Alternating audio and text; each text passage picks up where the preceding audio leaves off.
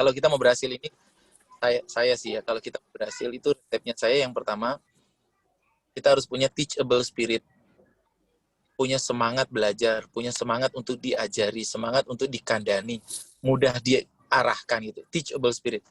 Kita harus mengagendakan dan menganggarkan untuk selalu belajar. Karena pertumbuhan kita itu, kalau dalam ilmu leadership, apapun yang kita dapatkan itu tergantung dari kapasitas kita. Omset yang kita dapatkan hari ini, kehidupan yang kita dapatkan hari ini itu tergantung dari kemampuan kita mengelolanya. Jadi Allah tidak pernah memberikan kepada kita sesuatu melebihi dari kapasitas kita dalam memikulnya. Baik omset, perusahaan, karyawan. Karyawan kita besar itu karena kita besar. Karyawan kita kecil itu karena kita kecil. Omset kita kecil karena kemampuan kita kecil. Maka kalau kemampuan kita di sini itu level kita, bisnis kita selalu di bawah. Kadang bisnis kita mau naik, tapi dia terhalang dengan kemampuan kita. Allah bilang, la yukallifullahu nafsan illa usaha. Allah tidak membebani seseorang itu melebihi dari kemampuan dan kapasitas. Jadi kalau hari ini apa yang kita dapatkan, itu adalah cerminan dari kapasitas diri kita. Maka yang harus kita lakukan adalah, nggak usah fokus sama omsetnya, fokus menaikkan kapasitas diri kita dulu, baru ininya naik, kapasitasnya naik. Jadi kapasitas kita yang harus naikkan. Maka untuk bisa naik, kita harus punya namanya teachable spirit. Kemampuan untuk belajar dengan sendirinya. Kemampuan untuk bertumbuh dengan sendirinya. Tidak harus dimotivasi orang, tidak harus dikasih tahu, tidak harus disuruh. Dia mampu untuk mengagendakan jadwal belajarnya. Dia mampu untuk mencari tahu apa yang harus dia pelajari.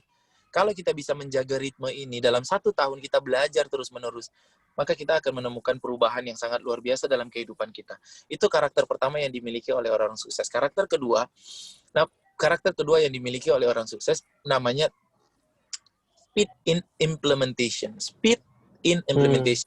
Cepat dalam praktekkan semua ilmu dan semua ide-ide yang kita punya. Orang-orang gagal karena mereka mungkin ada yang belajar tapi tidak speed in implementation, tidak cepat dalam mempraktekkan. Permasalahan kita hari ini adalah ketika kita ngomong kayak begini, kita dengerin ilmu, kadang-kadang kita tuh kayak merasa, ini kan ilmu ini buat orang lain, ilmu ini kan buat saya sampaikan lagi, bukan buat saya. Bedanya kita dengan generasi sahabat yang generasi terbaik itu adalah, di zaman Rasulullah itu ketika ada ayat Quran turun, itu semua mereka merasa itu kayak Quran itu buat mereka. Jadi ketika mereka misalnya ada perintah tentang menutup aurat gitu ya, pakai hijab, wahai Nabi, perintahkan kepada istri-istrimu untuk menutup auratnya, menutup dengan sampai di dada.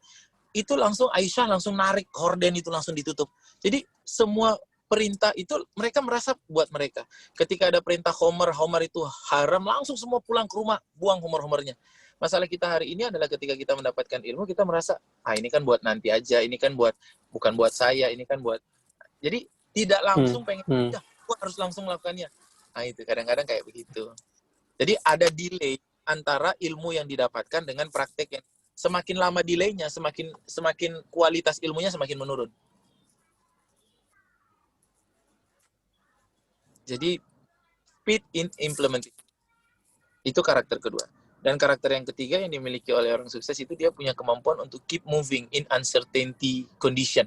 Tetap bergerak, terus bergerak, meskipun dalam keadaan yang membingungkan, keadaan yang nggak bagus. Meskipun dia bingung, tapi dia tetap bergerak, dia tetap mencari ke sana, mencari. Nah, kadang ada orang yang melakukan sesuatu, dia mempraktekkan, lalu dia bingung, susah, lalu ya sudahlah. Nah, itu dia menyerah, dia nggak mencari sesuatu. Akhirnya ya nggak berhasil. Tapi kalau orang sukses, dia melakukan sesuatu dan nggak berhasil, dia akan terus mencari, terus menerus, sampai dia berhasil.